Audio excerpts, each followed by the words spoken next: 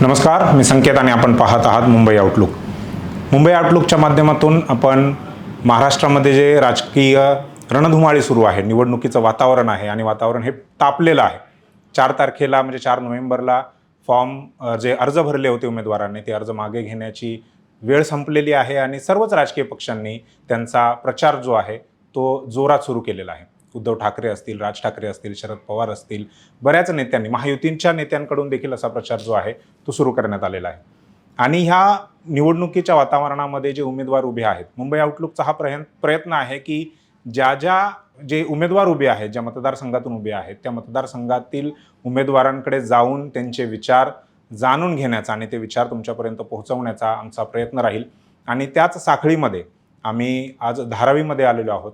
धारावी मतदारसंघ हा काही वर्षांपासून म्हणजे 1-1.5 वर्षांपासून महाराष्ट्रातच नाही आहे तर संपूर्ण देशभरामध्ये चर्चेचा विषय बनलेला आहे. तो चर्चेचा विषय यासाठी बनलेला आहे की कारण या ठिकाणी धारावी पुनर्विकासाचा प्रश्न जो आहे तो सुरू आहे. तो इथला ज्वलंत मुद्दा आहे आणि त्याला घेऊनच काँग्रेस सतत महायुती असेल किंवा केंद्राचं सरकार असेल किंवा उद्योगपती अडाणी असतील त्यांच्यावरती ते हल्ले करत आलेले आहेत. आणि ह्या मतदारसंघातून काँग्रेसच्या उमेदवार ज्या आहेत त्या म्हणजे वर्षा गायकवाड यांच्या बहीण डॉक्टर ज्योती गायकवाड आहेत. ज्योती गायकवाड ह्या डॉक्टर, जसं मी आधीच म्हणालो की त्या डॉक्टर आहेत, डॉक्टरकीचं प्रोफेशन सोडून त्या या राजकारणामध्ये आलेल्या आहेत. त्याचं येण्याचं कारण काय आहे आणि इथले मुद्दे कोणते आहेत, चॅलेंजेस काय आहेत? गेल्या 40 वर्षापासून हा काँग्रेसचा गड राहिलेला आहे. गड या अर्थाने राहिलेला आहे की ज्यावेळी देशभरामध्ये कथित स्वरूपामध्ये मोदींची लाट होती, त्या लाटेमध्ये देखील हा जो मतदारसंघ आहे काँग्रेसचा, हा गडासारखा एका बलाढ्य ज्याला म्हणता येईल किल्ल्यासारखा तो उभा राहिलेला आहे. आणि हा किल्ला लढवण्याचं काम ज्यांनी केलं ते गायकवाड कुटुंब, त्यातीलच एक सदस्य, या कुटुंबातील एक सदस्य म्हणजे डॉक्टर ज्योती गायकवाड आज आपल्यासोबत आहेत. मॅडम, सर्वात प्रथम तर मुंबई आउटलुकमध्ये तुमचं स्वागत आहे. आणि म्हणजे राजकारणावरती तर चर्चा करणारच आहोत कारण राजकीय विषय आहे, वातावरण तसं आहे, तुमचे प्रचार सुरू आहेत आणि मला आत्ताच समजलं की तुम्ही प्रचार सभेतून म्हणजे रॅली करूनच तुम्ही इथे आलेला आहात. तर सर्वात अगोदर तर तुमचं धन्यवाद की तुम्ही या इतक्या बिझी शेड्यूलमधून आम्हाला वेळ दिलेला आहे. डॉक्टर ते म्हणजे अगदी प्रोफेशनल डॉक्टर आणि सक्सेसफुल डॉक्टर करिअर सोडून तुम्ही ह्या राजकीय गोष्टींकडे किंवा राजकारणाकडे कसे आलात, का आलात? प्रथम म्हणजे हा जो आपला तुम्ही आता म्हणाला तो अदानीचा मुद्दा खूप महत्त्वाचा चालू आहे. अदानी इथे आलेले आहेत आणि मेन म्हणजे आमच्या धारावी परिवाराचं ते इथून बाहेर काढू इच्छितात. त्यासाठी त्यांनी बाहेर जमिनी घेतल्यात. मुलुंड, भांडूप, कांजूर, वडाळा, कुर्ला, देवनार, मड, मालवणी अशा ज्या मिठागराच्या जमीन आहेत किंवा डम्पिंग ग्राउंडच्या जमीन आहेत, म्हणजे सगळा कचरा तिथे जमा होतो आणि नॉन डेव्हलपिंग झोन आहे ते त्यांनी ओपन केले आणि त्या ठिकाणी तिथे पाठवतात. आणि अशा काळामध्ये वर्षाताईला इथेच तिकीट हवं होतं लोकसभेचं, ते तिला मिळालं नाही आहे. आणि हा आमचा जो धारावी परिवार आहे तो त्याला एकटं वाटू नये किंवा त्याला एकटं पाडू नये, या लढाईमध्ये आम्ही कोणीतरी पाहिजे गायकवाड परिवार. कारण आमचा जो संबंध आहे तो 40 वर्षापासून एक नातं आहे, 40 वर्षापासून संबंध आहे, असं नाही की 1-2 वर्षाचं. तर त्यामुळे इथे कोणीतरी आपलं पाहिजे म्हणून आम्ही इथे आलेले, म्हणून त्यासाठी मी लढण्यासाठी आहे, त्यांच्या न्यायासाठी उभी आहे. बरं, पण असं असताना की एक सक्सेसफुल करिअर आहे आणि लोकांचे प्रश्न आहेतच, पण ते लोकांचे प्रश्न इतरही लोकांनी हाताळले असते असं नाही वाटत आहे का? नाही, समाजसेवेचं मलाही आवड आहे. समाजसेवा म्हणजे मी इथे माझा हॉस्पिटल जे आहे ते जवळच आहे, त्यामुळे इथून जे आपले कॅम्प होते किंवा कोरोनामध्ये जी लस द्यायची होती आमच्याकडे त्याचं सेंटर होतं, तर बरेच आपल्या धारावीच्या लोकांना मी तिथे नेऊन दिलेली आहे. कोरोनाच्या काळातही समाजसेवा जी आहे ती थांबलेली नाही. अनिल देसाई साहेबांच्या आता इलेक्शनमध्ये मी पूर्ण ऍक्टिव्ह काम केलेलं आहे. वर्षाताईच्या तिकडे पण इलेक्शनमध्ये मी नेहमी काम करते. त्यामुळे आणि लहानपणापासूनच घरामध्ये राजकीय वातावरण आहेच, असं नाहीये काही वेगळं, पण ऍक्टिव्हली काम करायचं म्हणजे ह्या कारणासाठी मेन म्हणजे मी आलेली. म्हणजे आता समाजसेवा तुम्ही याच्या अगोदरही करत होतात. समाजसेवा करणं आणि ह्या सक्रिय राजकारणामध्ये येणं म्हणजे किती अडचणी किंवा किती चॅलेंजेस वाटत आहेत तुम्हाला आता सध्या? म्हणजे ह्या तुम्ही जो प्रचार करताय, जो घरोघरी जाऊन? नाही, प्रचार म्हणजे फक्त आता एवढं झालंय की टाइमचं आपल्याला बंधन राहत नाही. 24 तास आपण एखाद्या ह्या क्षेत्रामध्ये आलं की राहतं. सुट्टी हा तुम्हाला प्रकार नसतो. लोकांची सेवा करणं म्हणजे तुम्ही 24 तास तिथे पाहिजे. आणि पण मला इथे एक सांगावं वाटते की आमचं धारावी परिवार मला एवढा छान प्रेम करतोय की असं वाटतही नाही की आपण कुठे वेगळीकडे आलो. घरच्या सारखं वातावरण तुम्ही जर बघितलं बाहेर, म्हणजे बाहेरच्या ठिकाणी आमदार कोण भेटतात की नाही मला माहित नाही, पण इथे एवढं प्रेमाने भेटतात की तुम्हाला वाटतच नाही की आपण दुसऱ्या ठिकाणी आलोय. एवढं प्रेम ते देतात. त्यामुळे मला काही वाटत नाही. आणि बरेच जे सगळे सहकारी आहेत ते सगळे पहिल्यापासूनचे ओळखीचे आहेत. ताईच्याकडे, बाबांच्याकडे आमच्या पहिल्यापासून घरी येणं जाणं, बरोबर. घरीच आहेत सगळे. म्हणजे असं कधीच असं जाणवलं नाही. आणि वडिलांपासून आम्ही बघितले की ते कसे काम करत होते, काय काम करत होते. त्यामुळे काही वेगळं म्हणजे नाही. राजकारण काही नवीन हो, नाही आहे नवीन तुमच्यासाठी. नाही. लहानपणापासून हो. तुम्ही ते बघितलेलं आहे वडिलांपासून. मला हा प्रश्न विचारायचा आहे की उमेदवार जे आहेत, आता विरोधातले उमेदवार असणार, तो प्रचार असणार, आरोप होणार, तर ते ह्या उमेदवारांच्या म्हणजे विरोधी पक्षातल्या उमेदवारांचं किती चॅलेंज, किती आव्हानं तुम्हाला वाटतात आणि त्या आव्हानांना तोडून तुम्ही तुमचा विजयाची जी झेंडा जो आहे तो तुम्ही कसा रोवणार आहात? नाही, ते आव्हान जे आहे मेन म्हणजे अदानी आहे. विरोधी पक्षातून लोकांना- समोर जो उमेदवार आहे तो अदानी आहे. ओके. कारण तोच हां. उभा करणार आहे बाकीच्यांना. शिंदे सरकारला कोण, शिंदेच्या गटाला कोण पोचणार आहे? अदानी. बाकी जे उभे आहेत ते सुद्धा अदानीच. वर्षात इकडे तुम्हाला सांगते मी 18 ते 24 उभे केले ते एवढे त्यांनी जास्तीत जास्त उभं करणं म्हणजे त्यांना पाडण्याचा पूर्ण डाव करणं हा त्यांचाच. आणि त्यांच्याकडे एवढे पैसे तर तेच उभे करतात. आणि बाकीचं जर म्हणाल तर 2 पक्षाचे मेन महत्वाचे आणि बाकी अपक्ष आहेत. 12 कॅन्डिडेटपैकी मी फक्त एक महिला ही ते उमेदवार आहे. आणि बऱ्याच जणांनी तुम्ही जे मगाशी जसं म्हणाला की इथे शिवसेनेचे उभे राहिले होते उद्धव बाळासाहेब ठाकरे साहेबांच्या गटाचे, पण त्यांनी तो परत त्यांचा घेतलेला आहे नामांकनाचा फॉर्म. अजून 2 गणेश खाडेजी म्हणून आहेत आणि गिरिराज शेरखाणेजी, ह्या दोघांनी परत फॉर्म घेतले.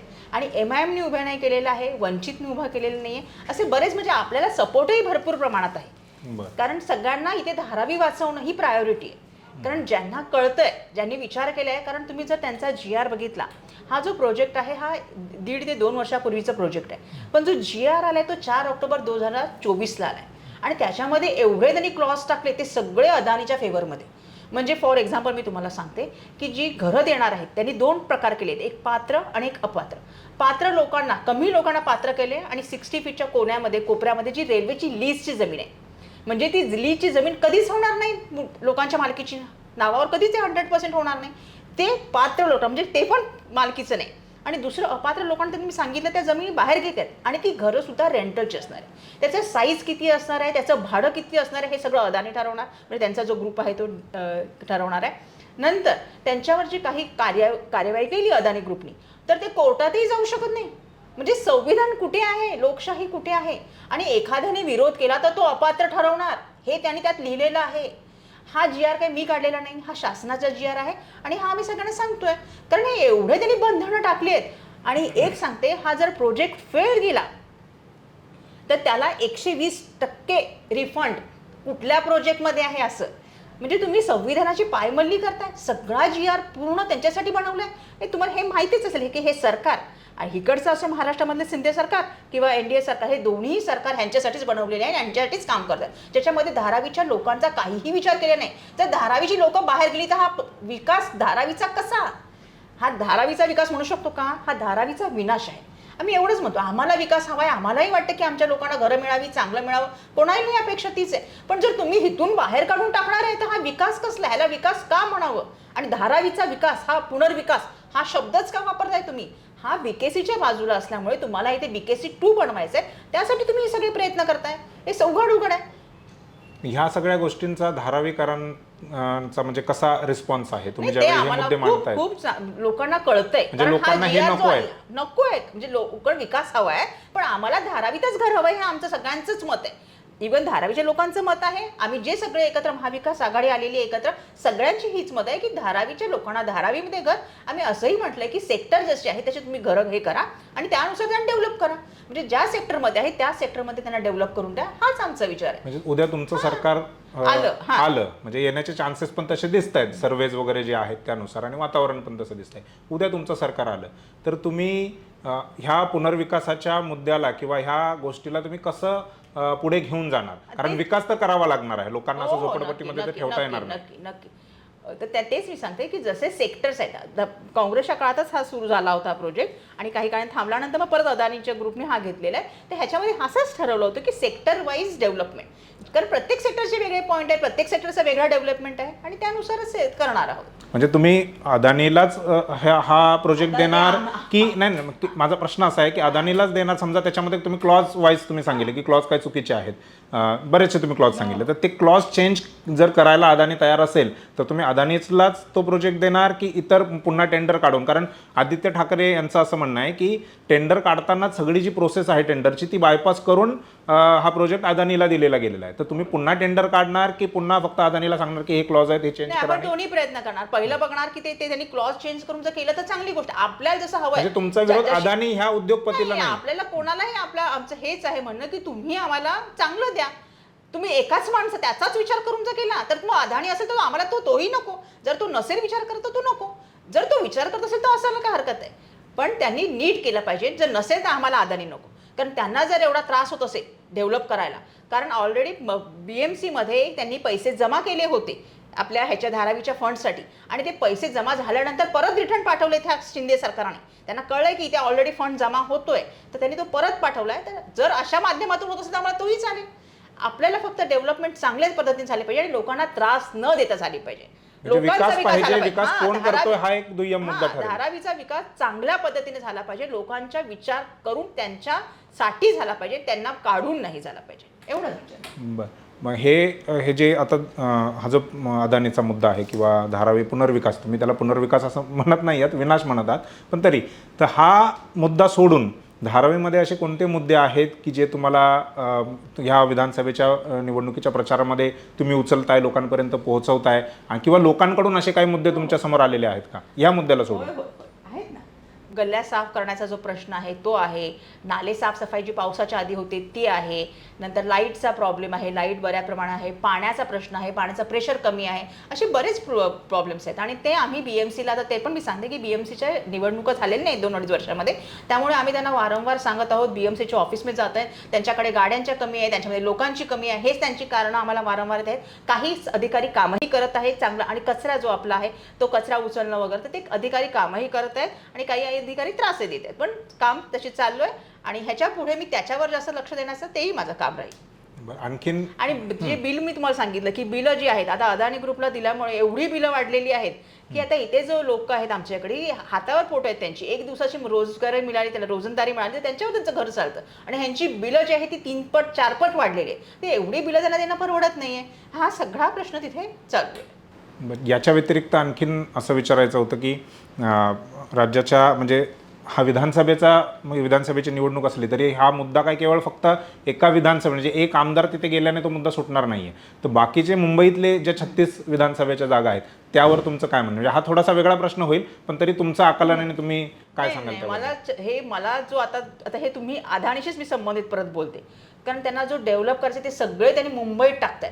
आणि हे जे मी तुम्हाला झोन सांगितले किंवा एरिया सांगले, मिठागराचे सांगितले, डम्पिंग ग्राउंडचे सांगितले.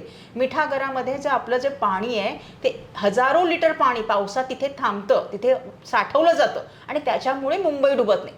आणि तिथं जर तुम्ही भर टाकून केलं तर काय होणार आहे? मुंबई डुबणार आहे. म्हणजे मुंबईचा त्यांनी विचारच केलेला नाही. आता तुम्हाला एक सांगते, माहीमचा एक एरिया, माहीमच्या एरियामध्ये त्यांनी भर टाकून, जिथे मॅनग्रुव्ज आहेत, जो फॉरेस्ट एरिया आहे तो, त्याच्यामध्ये भर टाकून त्यांनी बिल्डिंग बांधायला सुरुवात केली होती. पण तिकडच्या एका माणसाने रहिवाशांनी कंप्लेंट केली फॉरेस्ट डिपार्टमेंटला. फॉरेस्ट डिपार्टमेंटला थांबवलं, त्यांचे सगळे कामाचे जे इक्विपमेंट आहे सगळे सीज केले. म्हणजे ही अशी त्यांची लबाडी चालू आहे सगळ्या एरियामध्ये. मड मानवणीला पण त्यांनी त्यांच्याकडे का पाठवताय? मुलुंडला लोक बोलतायत, इथे बोलतायत वडाळ्याला, सगळीकडे लोकांचा आक्रोश आहे. म्हणजे हा सगळा मुंबई हडप करण्याचा डाव आहे. हा जो तुम्ही प्रश्न काढला हा खूप छान आहे. हा फक्त धारावीचा मुद्दा नाही आहे, तर धारावीच्या नावाने ते सगळीकडे लेटर पाठवतायत आणि सगळीकडे घेतात. आता तुम्हाला सांगते, कुर्ल्याची जी जमीन आहे, हे म्हणतात, जेव्हा मी एका ठिकाणी सर्वेला गेली तर ते म्हणतात की आम्ही असं काय, आमचं काही नाही आहे, आम्ही काही जमिनी घेतलेल्या, त्या माणसांना माहिती नाही सर्व लोकांना. तर आपल्याकडे लेटर्स आहेत की धारावीकरांच्या डेव्हलपमेंटसाठी तुम्ही ही जागा खाली करा, असा शब्द आहे आणि ते तरीही मान्य करत नाहीयेत.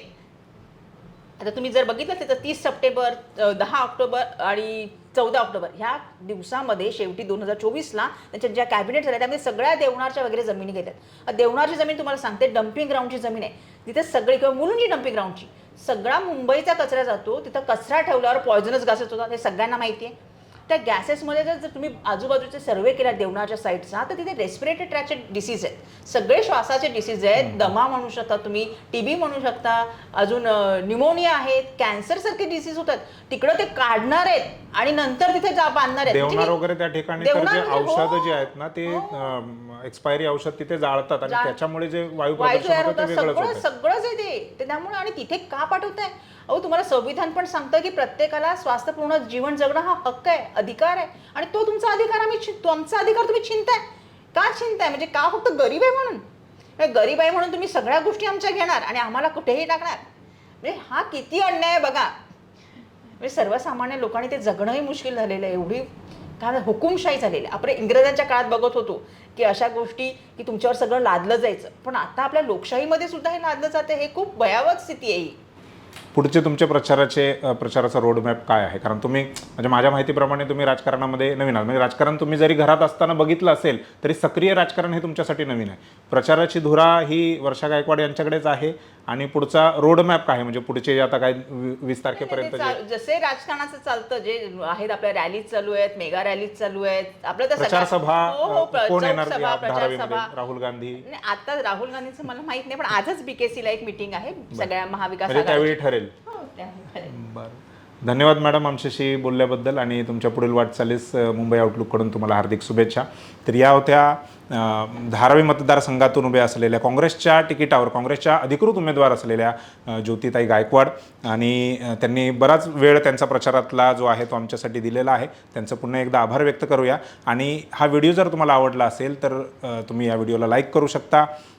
ही माहिती आणखीन लोकांपर्यंत, आणखीन धारावीतल्या वेगवेगळ्या, कारण हा मुद्दा केवळ झोपडपट्टीचा जो मुद्दा आहे किंवा विकासनाचा मुद्दा आहे तो केवळ धारावीचा नाही आहे, तर संपूर्ण मुंबईमध्ये अशा प्रकारचे पुनर्विकास चालू आहेत आणि तिथे कोणत्या ना कोणत्या प्रकारे घोटाळे जे आहेत ते होत आहेत. तर हे मुद्दे लोकांपर्यंत पोहोचवण्यासाठी तुम्ही हा व्हिडिओ शेअर करा आणि आणखीन असेच आपले जे नेते मंडळींची, उमेदवारांची जे काय मुलाखती आहेत त्या बघण्यासाठी तुम्ही आत्ताच चॅनलला सबस्क्राईब करायला विसरू नका. धन्यवाद.